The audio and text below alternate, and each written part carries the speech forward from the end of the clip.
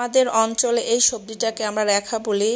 আর কোন কোন অঞ্চলে এটা কী নামে চিনেন কমেন্টস বক্সে অবশ্যই জানাবেন আপুরা।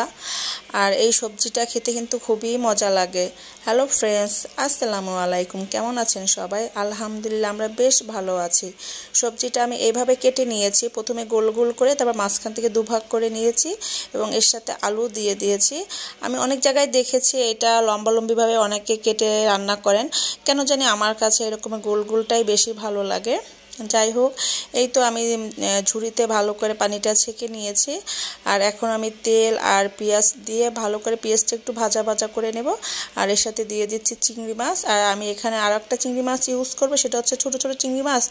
আমরা ব্লেন্ডারে ব্লেন্ড করে তারপর এটার পানিটা দিই, তাহলে খেতে আরও বেশি মজা হয়। এর সাথে দিয়ে দিচ্ছি আধা চা চামচের মতো জিরা বাটা। জিরা বাটাটা দিলে সবজির যে একটা স্মেল থাকে, স্মেলটা থাকে না, তখন জিরার একটা সুন্দর একটা ঘ্রাণ আসে। আর এর সাথে দিয়ে দিচ্ছে আধা চা চামচের মতো ধনে গুঁড়া। এখন ভালো করে পেঁয়াজের সাথে মশলাগুলো আমি কষিয়ে নেব। আর এই পর্যায়ে একটু সামান্য পানি দিয়ে দেব, যাতে করে এটা পুড়ে না যায়। আর এখন দিয়ে দিব আমি হলুদের গুঁড়া আর মরিচের গুঁড়া পরিমাণ মতো। আমি হলুদের গুঁড়া একটু কম করে দিচ্ছি, এখানে আমি আধা চা চামচের মতো হলুদের গুঁড়া দিয়েছি আর আধা চা চামচের মতো মরিচের গুঁড়া দিয়ে দিব, কারণ বেশি এই সবজিতে কিন্তু বেশি ঝাল ভালো লাগে না, একটু হালকা হালকা ঝাল মানে হালকা হালকা ঝাল ঝাল হলেই মজা লাগে। আর এর সাথে দিয়ে দিচ্ছি আমি পরিমাণ মতো লবণ। এই তো আমার মশলাটা কষানো হয়ে গিয়েছে, এখন আমি সেই সবজিটা দিয়ে দিচ্ছি। এটা আমরা মাঝে মাঝে রুটি দিয়েও খাই, আমরা তো রাতে রুটি খাই, এই জন্য এটা রুটি দিয়ে খেতেও কিন্তু ভালো লাগে, আর ভাত দিয়ে তো ভালোই অনেক ভালো লাগে। এই তো আমি ভালো করে নেড়ে চেড়ে সবজিটাকে এখন মশলার সাথে কষিয়ে নেব। এই পর্যায়ে আমি একটু ঢাকনা দিয়ে ঢেকে মিডিয়াম আঁচে রেখে দেব।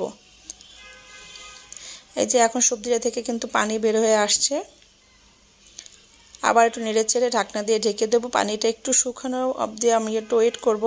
আর এখন আমি যে পানিটা রেখেছিলাম চিংড়ি মাছের, সেই পানিটা আমি এখন দিয়ে দিচ্ছি। এটা আপনারা করে দেখতে পারেন, এটা কিন্তু খুবই মজা হয় চিংড়ি মাছের এই পানিটা দিয়ে দিলে সবজির সাথে। আর কালারটা কি সুন্দর হয়েছে দেখুন। এই তো এই পর্যায়ে আমার সবজিটা কিন্তু প্রায় হয়ে আসছে। আমি নেড়ে চেড়ে আরেকটু ঢেকে রাখবো, কারণ এখনও পুরোপুরি সিদ্ধ হয়নি আর এখনও পানিটা রয়ে গিয়েছে। এই তো সবজিটা আমার প্রায় হয়ে আসছে। আর কেমন হয়েছে আমার সবজি রান্নাটা কমেন্টস বক্সে জানাবেন। ভালো থাকবেন সবাই, আল্লাহ হাফেজ। আমাদের জন্য দোয়া করবেন, আর আপনাদের সবার জন্য অনেক অনেক দোয়া আর ভালোবাসা রইল। আল্লাহ হাফেজ, আসসালামু আলাইকুম।